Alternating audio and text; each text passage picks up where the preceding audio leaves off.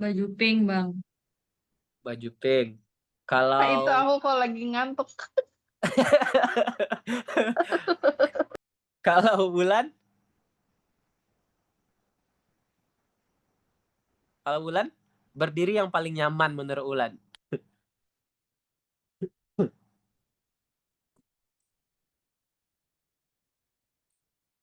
Berarti Dea posisi baju krem ya? Mana baju pink nih?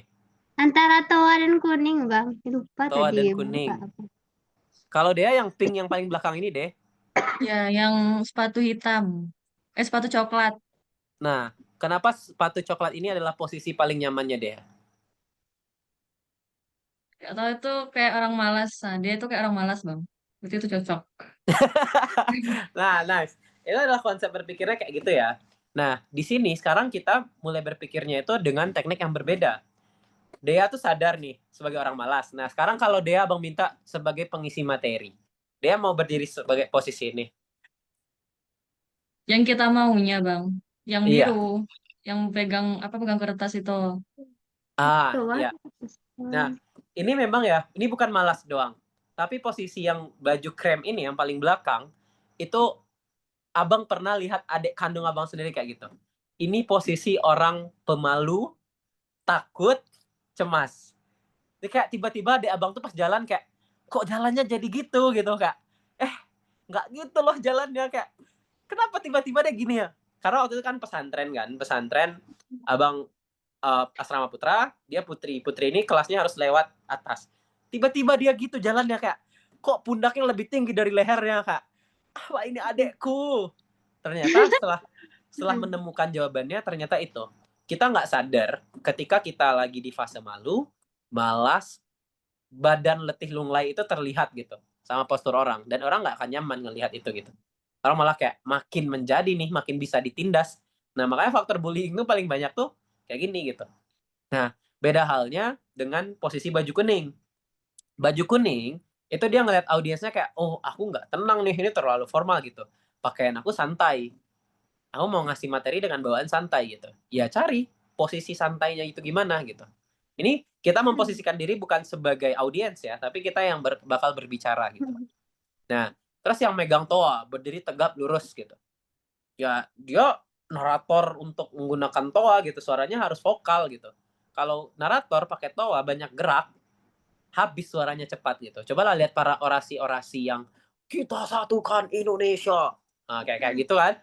Nah, kenapa faktor suaranya cepat habis? Karena pergerakan paru-paru dan pernafasannya nggak stabil karena dia banyak bergerak. Hidup mahasiswa. Nah, itu salah satunya. Nah, yang terakhir juga mungkin nih pose idaman orang gitu. Terlihat tegap, enak dipandang, dan dia terlihat percaya diri gitu. Nah, makanya tadi dari awal duduk, cari dulu pose paling nyaman. Begitu juga berdiri. Mau berdiri di podium, ataupun mau berdiri tanpa podium, berdiri di depan umum, itu perhatikan. Ada hal yang menarik kemarin. Tahu Pak Anies Baswedan datang ke Sumatera Barat? Ada yang tahu deh orang Padang? Tahu Pak Anies datang ke Sumber? Tahu ya. Nah, ada yang menarik dari Pak Anies datang. Dia kemarin itu ke Masjid Raya, rame banget orang. Ketika dia ngisi materi di UBH, Universitas Bung Hatta, dengan topik Bung Hatta juga, orangnya nggak ramai. Teman abang ada 2 orang yang datang. Pas abang lihat videonya di akunnya Pak Anies, ada hal yang menarik. Pesertanya nggak banyak. Kalau Pak Anies memilih untuk duduk di kursi yang disediakan, dia akan nervous sendiri. Karena ngomongnya nggak nyaman. Udahlah pesertanya sedikit, pas ngelihat ke belakang banyak kosongnya, ya bicara seperti apa yang nyaman kayak gitu. Tapi abang bilang sendiri kayak, nah abang nebak aja ke teman abang kayak, ini pasti ide Pak Anies. Dia taruh podium di tengah-tengah orang. Ini pasti ide Pak Anies. Iya, kata teman abang. Bang Pak Anies sendiri yang ini. Ya karena kebutuhan pertama, Pak Anies tuh udah mulai memikirkan media sosial untuk dilirik gitu. Kalau terlihat sedikit pesertanya di foto dari depan atau dari belakang, nampak kopongnya gitu. Itu nggak akan nyaman gitu. Nah, tapi kalau dia di foto di tengah-tengah orang gitu, orang akan melihat melingkar ke dia, kelihatannya ramai gitu. Padahal foto cuma diambil bagian depan aja. Nah, inilah teknik berdiri tadi. Ya kalau Pak Anies ngomong lagi duduk gitu dia nggak nyaman, ya carilah tempat cara kita agar nyaman untuk berbicara gitu. Dari pola berdiri. Nah, sampai sini ada pertanyaan dulu? Cukup, Bang. Cukup.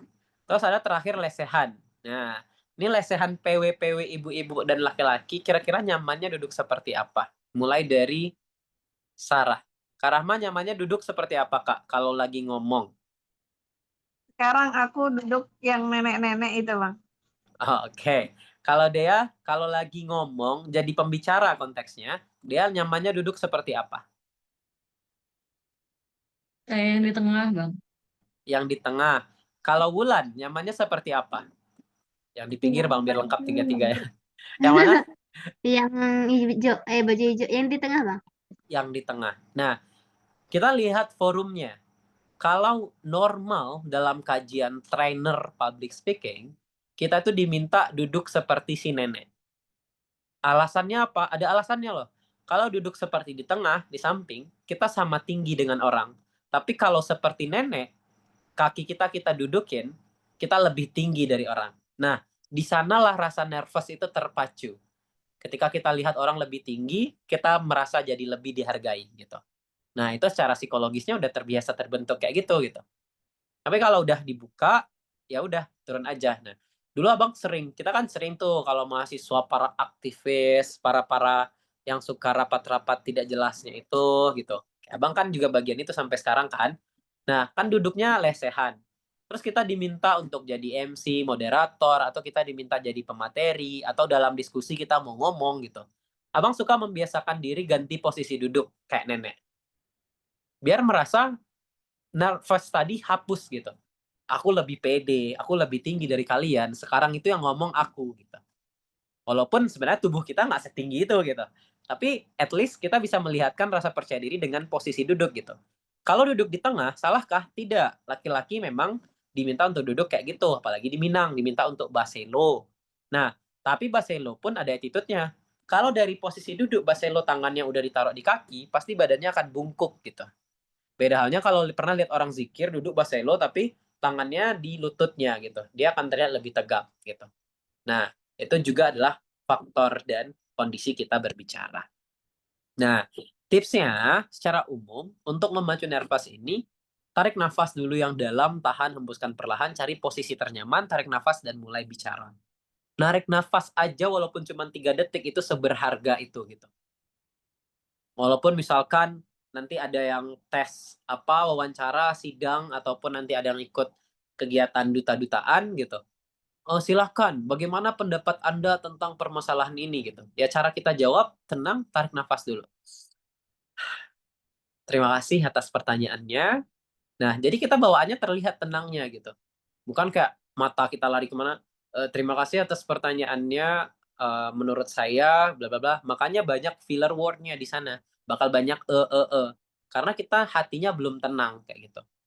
Nah, Bang rasakan kalau lagi ngajar tuh sambil main HP. Kalau lagi ngajar ada notif-notif mengganggu gitu. Berubah aja mata jadinya. Nah, salah satunya itu stabilkan lagi fisik kita dulu gitu. Baru mentality itu akan ikut. Nah, ada juga yang namanya Oculus 6. Yang mana ini tadi peran kontak mata. Cara dan teknik mulai dari Wulan. Kalau Wulan, audiensnya ada 100 orang. Gimana sih cara Wulan melirik mereka semua?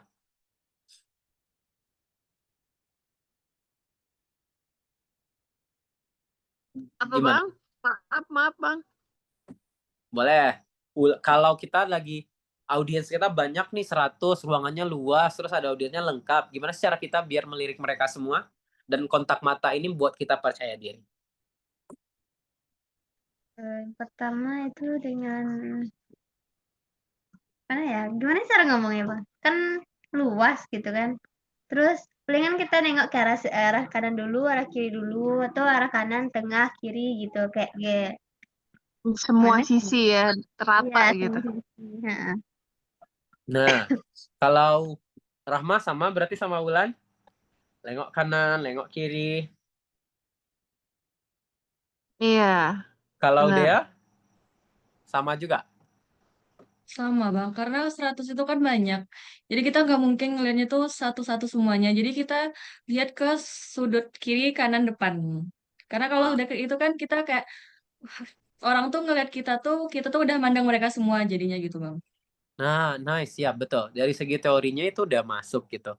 Nah, cara simpelnya kita bisa gunain konsep ini. Kalau kata dia tadi kiri, kanan, depan gitu. Itu udah cukup, bentuknya segitiga. Kiri, kanan, depan gitu. Tapi kadang kalau 100-nya lebar, kiri, kanan, depan gitu. Dia nggak akan ngerasa kelihatan semua. Ada juga konsepnya yang pakai W, bentuk huruf W. Habis lihat ujung belakang kiri, lihat depan, tengah kita, belakang, bisa depan lagi, terus ke belakang kanan gitu. Nah, ini sebenarnya untuk menggantikan aja putaran kepala biar lebih stabil gitu. Kalau kiri kanan depan, kita lihat terima kasih semuanya atas kesempatan yang telah diberikan.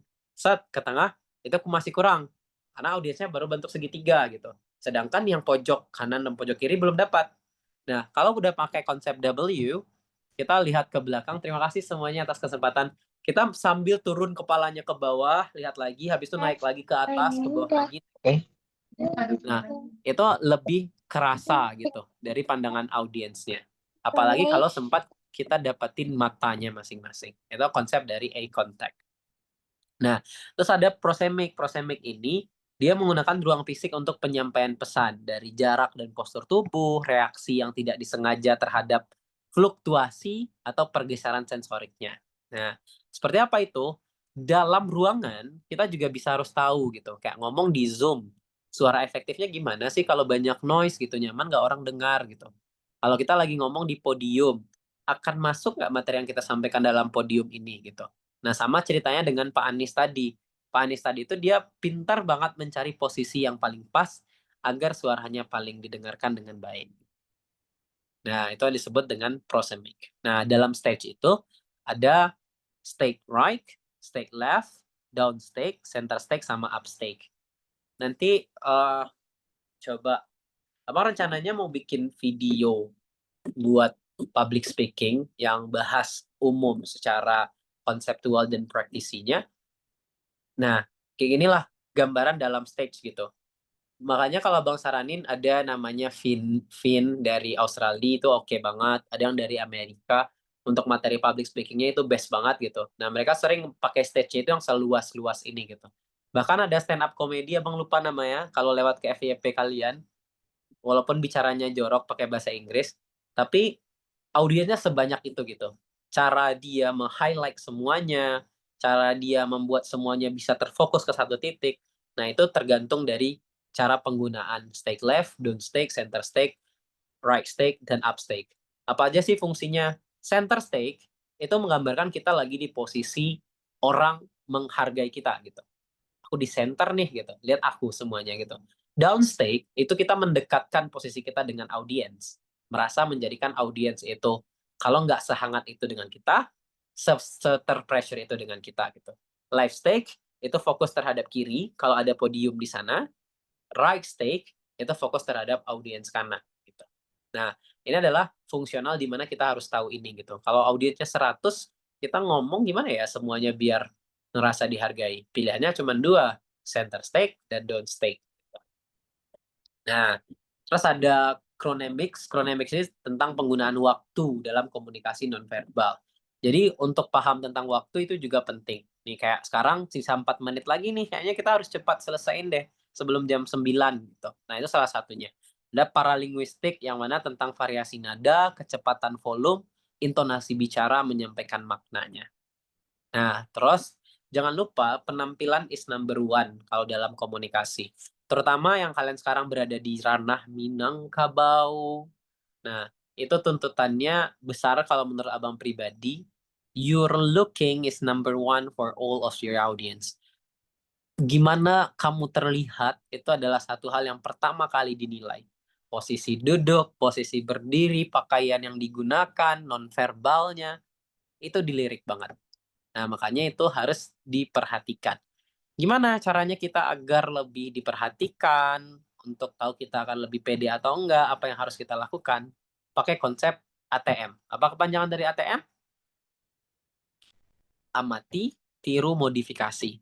banyak pembicara yang udah melewati fase lebih banyak daripada kita. Nah, makanya kita harus tetap selalu belajar, belajar, dan belajar gitu. Oke, kok keren ya cara bicara kayak gini. Berarti aku harus implement it dengan cara seperti ini, versinya aku gitu. Nah, itu yang disebut dengan ATM. Tuh. Nah, sampai sini ada pertanyaan dulu? Cukup clear. Cukup clear. Ada, Bang. Ada. Silakan deh. Bukan ada sih, tapi maksudnya tuh dia tuh masih belum bisa masuk yang Abang bilang tuh katanya nervous itu bukan hanya tentang mental, tapi juga fisik gitu. Sebab karena kalau kita ngomong tuh bukannya tetap mental yang diutamakan gitu Bang. Misalnya kayak kita lagi wawancara.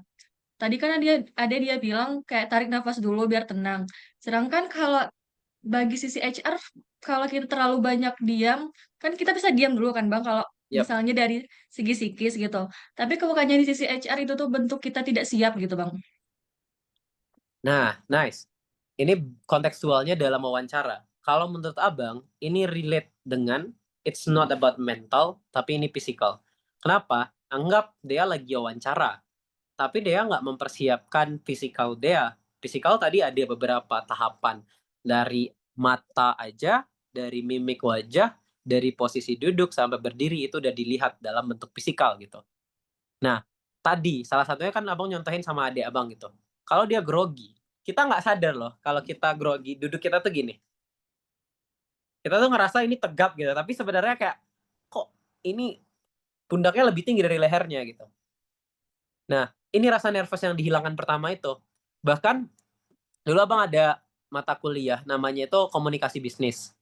Kita nggak dianjurkan untuk kayak ketemu orang cium tangan. Kebiasaan orang Indonesia kan lebih tua cium tangan. Kita mau lamar kerja nih, terus ketemu HR-nya kita cium tangan, iya bu gitu. Malah kita diminta untuk tegap, salamannya itu ya kalau bisa genggam dikit tangannya biar ada feels-nya, terus digoyang gitu. Selamat siang ibu gitu. Nah, itu sebenarnya semuanya physical dulu gitu. Ketika kita udah feels dengan feeling kayak oke gitu. Karena nggak tahu ya, dia pernah pengalaman sebelumnya dengan masalah wawancara, mentality-nya terasa down. Nah, pernah. Nah, kira-kira dia sempat nggak pertanyakan diri dia, kok aku down sih pas itu gitu? Sempat kayak merasa kurang maksimal saat itu gitu Bang. Nah, ngerasa kurang maksimal saat itu. Yang dia rasakan ketika kurang maksimal itu yang kurang menurut dia pribadi apa? Kejawab nggak? Maksudnya tuh gimana Bang? Nih. Jadi kan ngerasa kurang maksimal nih ketika itu. Nah, pernah nggak dia coba evaluasi terus pandang sebenarnya kenapa ya kemarin tuh kurang maksimal pas wawancara gitu? Gak tahu karena bodoh aja maksudnya. Dan itu kayak mungkin kayak kurang prepare gitu loh Bang. Kalau kita wawancara tuh kan biasanya kita cari-cari biasanya apa yang ditanyain kalau kita pengen ini gitu. Terus mungkin kayak karena kurang riset lah intinya gitu Bang. Nah, riset itu sebenarnya adalah bentuk physical. Percaya nggak percaya, salah satu bagiannya adalah kalau dia begadang malam, besok paginya pas dia bangun fresh nggak? Enggak. Nah, makanya mentality itu orang banyak mikir kayak, oh aku harus persiapan ngafalin ini, besok aku tampil ini gitu. Tapi dia mengabaikan salah satunya, fisiknya. Oh. Nah, itu yang dimaksud dengan dia bukan tentang mentality, tapi tentang fisik gitu. Fisik ini banyak lagi, ada kinesik tadi, ada prosemik tadi. Itu adalah bagaimana cara kita memposisikan dalam ruangan. Kalau dia wawancara kemarin, online, offline? Offline. Offline. Gimana? Coba praktekan. Pengen tahu kepo aja kemarin tuh gimana? Sampai ngerasa Gimana? misalkan Maksudnya tuh misalnya pertanyaannya, dia bertanya kan. ya, Terus kayak gak tahu jawabnya kayak cuman singkat, pendek, terus nggak ada implementasinya, nggak ada contohnya. Kayak bodoh aja lah intinya jawabnya gitu Bang. ngerasa bodoh dengan jawaban kan? Tapi itu beda kontekstual ya. Itu bukan mental. Kalau itu knowledge, itu pengetahuan. Bukan, tapi itu karena tidak tahu tuh jadinya tuh grogi gitu loh Bang. Karena kayak gak tahu mau jawab apa lagi. Jadi tuh kayak terbata-bata. Tuh dia mental jatuhnya Bang. Iya. Kalau itu memang jatuhnya mental. Nah, yang kita bahas itu nervous. Tentang rasa grogi tadi. Gimana sih dia nih lagi jawab. Terus karena bahasa kasarnya tadi bodoh gitu kan. Karena nggak tahu jawabannya apa gitu. Gimana sih cara dia untuk menyakinkan dia kalau dia tuh nggak terlihat bodoh? Nggak tahu sih Bang, kayak jawab aja dengan tenang. Kayak so iya aja lagi Bang. Nah, so iye kan. So iye itu gimana biar terlihat so iye? Ngomongnya tuh yakin aja gitu lagi Bang. Habis itu Nah, selesai, dah diam aja lagi. nah itu nice. Ngomong yakin itu gimana agar terlihat yakin? Ini abang ngomong nih ya, biar dia yakin dengan cara abang ngomong, dia tuh harus kayak gini deh gitu. Dia tuh harus kayak gini deh. Hah? Gimana Bang? Nih, dia tuh harus kayak gini deh gitu. Biar dia yakin nih, ha. Abang ngomongnya jadi kayak gini. Apa yang abang butuhin biar dia tuh bisa yakin sama diri dia? Gestur, gestur. Nah, itu yang disebut dengan physical tadi. Dia Oh wawancara, iya, iya. knowledge-nya kurang, terus mentalnya udah kena. Kok aku lupa semuanya ya? Gimana biar orang terlihat yakin dengan kita? Gestur. Contohnya kayak gini ya, kayak perkenalkan tentang dirimu gitu. Apa yang menarik dari dirimu? Terus kayak apa yang menarik dari diri aku ya gitu. Kita nggak tahu, tapi gestur kita bisa menggambarkan kita tuh menarik. Oke, terima kasih. Biar saya rincikan satu persatu tentang diri saya. Oke, oke, Pertama, udah masuk Bang, udah masuk. masuk kan? Udah Nah, masuk nervous itu tidak hanya tentang mental. Paham, iya. paham, paham, paham. Jadi jujur kalau abang pribadi itu sering ngerasain itu. Abang yang udah kayak dapat, jujur abang udah dapat gimana posisi nyaman berdirinya, nyaman lihat orangnya. Jadi ketika wawancara, ditekan apapun, apalagi waktu sidang. Abang waktu sidang tuh ditekan dengan pertanyaan, ini lucunya kompre anak UIN ya. Waktu S1 tuh pertanyaannya gini, kamu Islam nggak? Gitu. Ini nggak bisa kelihatan bodoh kita nih kayak, ya Islam lah Pak gitu. Tapi kayak karena waktu itu abang kayak harus percaya diri, harus yakin gitu kan. Jadi duduknya tetap dengan posisi PD-nya. Oke, terima kasih Bapak atas pertanyaannya. Kalau Bapak menanyakan saya Islam, tentu dari KTP saya Islam, dari orang tua saya Islam, dan sampai saat ini pun saya Islam. Apa Islam itu menurut kamu? Kita akan banyak dibenturkan dengan pertanyaan orang-orang yang nyeleneh gitu.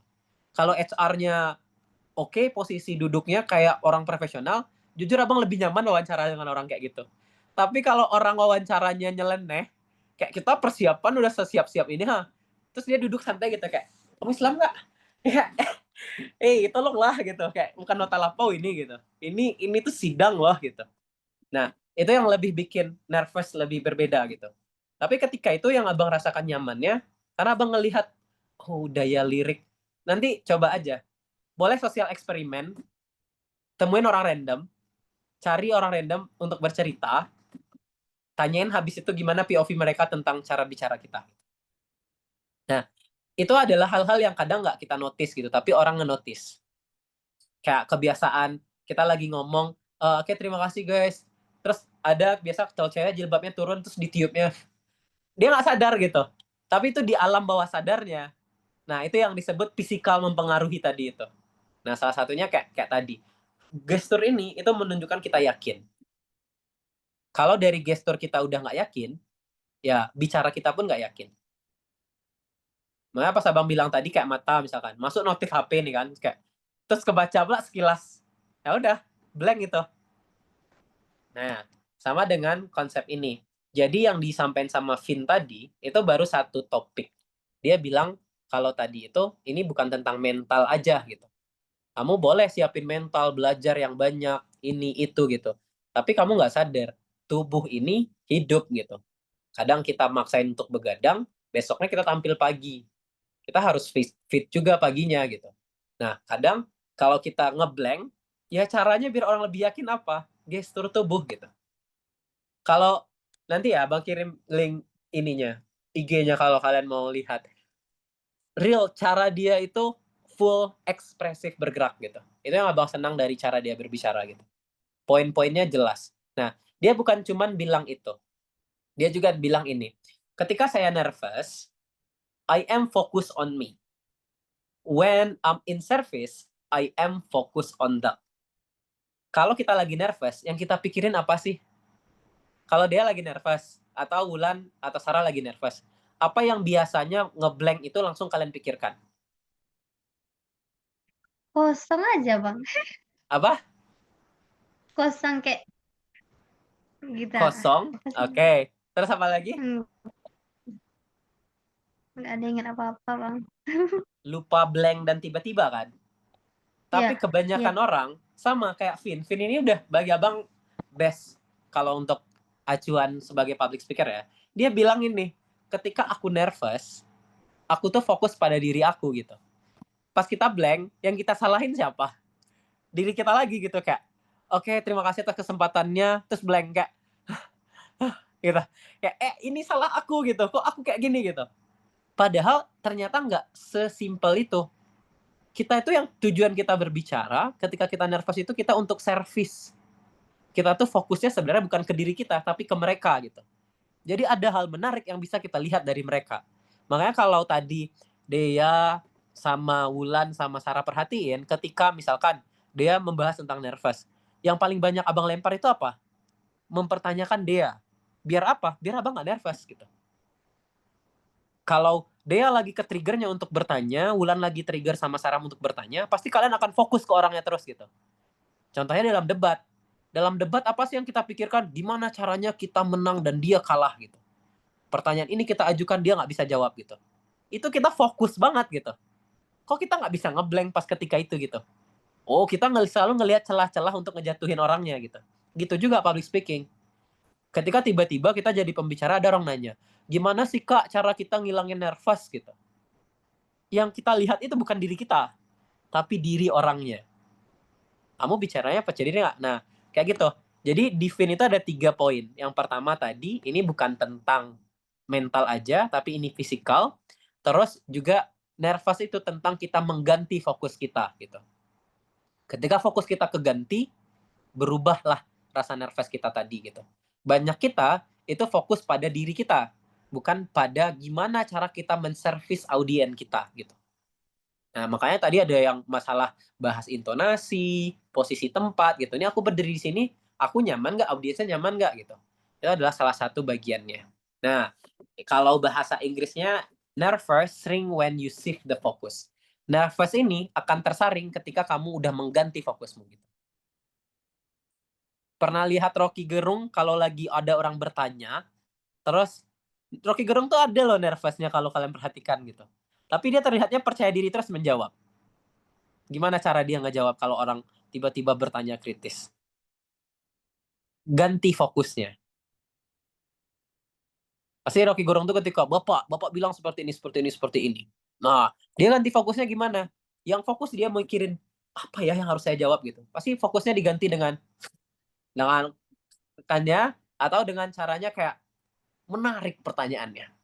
Indonesia itu goblok. Nah, tapi dengan cara dia kayak gitu, dia itu berpikir sebenarnya, dia membalikkan fokus dia lagi kayak, saya harus jawab apa ini gitu. Ini kamu anak muda yang bagus. Dari semua kalian di sini gitu. Dia ganti fokus dia ke sini karena dia udah nervous nih. Pertanyaannya udah menekan nih. Cari orang yang menunggu jawaban dia. Dari semua kalian di sini, siapa yang berpikir sama dengan dia? Nah, baru kita jawab. Nah, itu sebenarnya dia cuma mengganti fokus aja gitu. Nah, kebanyakan kita salah dapat pertanyaan nge-trigger kita, apalagi pas wawancara, pas lagi sidang, kita tuh fokus ke diri kita sendiri gitu. Oh, aku belum pernah rasain ini, aku belum pernah dapat soal ini gitu. Nah, itu yang kebanyakan kita, itu salah gitu. Nah, fokus ini bisa kita permainkan, lagi wawancara blank gitu. Nah, apa kalau teknik-teknik yang sering dipakai duta, kok keren banget cara jawabnya. Itu tuh kayak permainan kata aja. Terima kasih atas pertanyaannya. Sebagai seorang duta bahasa, abang paling benci dengan menjawab itu. Kayak sebagai seorang duta bahasa ini gitu kayak kelihatan kali blanknya. Itu bukan cara menjawab yang baik gitu. Karena orang tuh sebenarnya butuh jawabannya langsung. Tapi ya teknik kalau kita blank, mainkan katanya. String the focus, ganti fokusnya. Untuk yang kedua, ada pertanyaan? Nice. Cukup. Nah, terakhir. Ini kita bahas tulisannya Finn ya. You are not nervous because you are broken. You are just inexperienced. Nah, ini yang dibilang tadi, jam terbang tadi. Kamu itu nggak nervous bukan karena kamu rusak, karena kata dia saya bodoh gitu. Tapi karena kamu belum berpengalaman aja gitu. Nah, ini yang disampaikan oleh Finn. Dia bilang gini, nerve art brain saying, hey, I don't recognize this yet. Aku belum kenal dengan ini. Tiba-tiba kita dikasih pena, jelasin saya ini gitu. Kan banyak tuh marketing sekarang yang bahas kayak gitu. Kita bahas AIDA kemarin, bahas elevator pitch, jelasin saya ini. Lah, aku belum kenal dengan ini gitu. Ya, itu tadi. Karena kita belum terbiasa. Kita belum bereksperience dengan ini. But the more you do, the less freaky it feels. saking banyak kita lakuin, kita biasakan, saking berkurang rasa anehnya. Do it more, fear goes down, confidence goes up. Ini menarik kata-katanya. Do it more, fear goes down, confidence goes up. Lakuin aja terus dulu, praktekin terus sambil dievaluasi. Rasa takut dan grogi itu akan turun sendiri, rasa percaya diri akan naik. Gitu. Itu yang disampaikan sama Vin tadi. Jadi sebenarnya dalam konsep nervous yang nggak pernah bisa hilang. Jujur ya, abang pertama MC adat Sunda yang bukan orang asli Sunda, teksnya cuma modal hafalan, bahasa Sundanya bahasa kasar, minta ampun, nervousnya senervous apa gitu. Dan bukan hanya bahasa Sunda, bahasa Indonesia aja nervous banget. Kita tuh selalu mikir kayak gini, acara ini sakral, kita harus jaga martabat dari acaranya, kita nggak boleh petakilan, kita nggak boleh bercanda gitu. Nah, kesalahan kita itu di sana, kita selalu mempertanyakan diri kita, bukan mempertanyakan kebutuhan audiens kita. Gitu. Makanya dianjurkan kalau jadi pembicara, dinormalkan briefing dulu, minta dulu tornya, ada tornya nggak? Gitu. Selama Bang isi materi di Sumbar, yang pakai tor yang udah rapi itu baru Mahardika kemarin. Mahardika tuh udah jelas tornya. Oke, berarti materinya tentang ini kebutuhannya gitu. Tapi tiba-tiba di lapangan berubah konsepnya. Shock kayak. Tiba-tiba, Bang, kami nggak ada ice breaking, Bang. Gitu. Abang ice breaking ya, Bang. Abang aja ini langsung, Bang. Gitu kayak. Hah, apa ini? Gitu. Itu lucu ya. Kemarin itu lucunya deh Mahardika itu. Mereka tuh kayak belum prefer dari segi acaranya. Mendadak aja. Terus kayak, ya gimana kata mereka aja. Tiba-tiba di akhir, tadi belum ada tanya jawab ya? Oh ya, kita tanya jawab ya. Jadi, kan materi pertama tentang Mahardika. Habis itu materinya tentang training kepengurusan. Habis itu public speaking. Nah, pas abang udah selesai, ternyata diulang lagi topik awal tentang Mahardikanya. Tadi belum pertanyaannya tentang Mahardika gitu. Oh iya, sebelumnya kita tepuk tangan dulu untuk Bang Rahman. Oke, selanjutnya kita sesi tanya jawab sesi pertama ya, silakan gitu. Jadi nggak prefer kemarin itu gitu. Tapi dari segi dia ngundang orang, konsepnya itu editornya udah matang. Nah, gitu guys. Ada pertanyaan? Dia mau tes wawancara apa lagi deh? Ulan mau tes wawancara apa lagi? Sarah? Ya, kayaknya yang mau bilang tadi. Ulan sebenarnya takut Bang masuk duta Sumbar nih gitu Bang. Sedangkan hijabnya aja kan tibanya Ulan enggak apa tibanya. Gitulah ya Bang. Dia ada niat mau ikut duta bahasa tahun sekarang? Bang, kalau Karena kami susah ikut, banget enggak gitu apa? loh Bang. Kayak orang-orang yang udah join tuh kebanyakan tuh orang-orang yang udah profesional, yang udah biasa nge-MC gitu-gitu. Enggak, lo lihat yang tahun sekarang, yang angkatan 25. Iya, dia kenal Abang Satu tuh. Abang Satu tuh memang dia tuh memang sangat ekstrovert gitu lah. Adalah Abang Satu tuh. Abang siapa gitu namanya. Dia kenal dia, tapi dia tuh memang udah keren gitu loh Bang. Dia tuh memang ekstrovert, bisa bawa suasana. Si Kayak Abdul. kayaknya gak cocok sama dia. Iya, Bang Bedul tuh. Si Abdul malah orang yang ngerasa introvert ketika di duta bahasa deh. Emang iya. Enggak Iya. tahu Bang. Kalau dia enggak, dia enggak kayak gitu.